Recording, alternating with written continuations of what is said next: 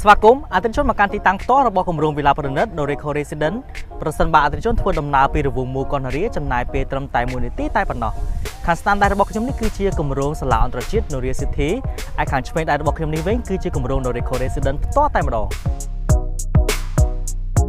គម្រោងបានរៀបចំម៉ូវិឡាជា3ប្រភេទដូចជា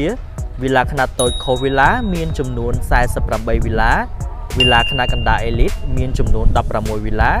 និងវិឡាខ្នាតធំ Super មានចំនួន10វិឡា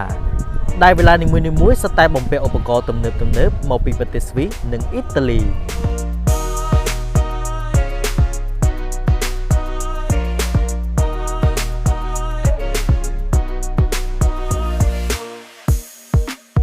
សម្រាប់ព័ត៌មានបន្ថែមអំពីតម្លៃនិងលក្ខខណ្ឌចរចាផ្សេងៗអតិថិជនអាចធ្វើការទម្លាក់លេខទូរស័ព្ទក្នុងប្រអប់ Chat Page ឬខមកាន់ខ្ញុំបាទផ្ទាល់តាមរយៈលេខទូរស័ព្ទដែលមាននៅខាងលើសូមអរគុណ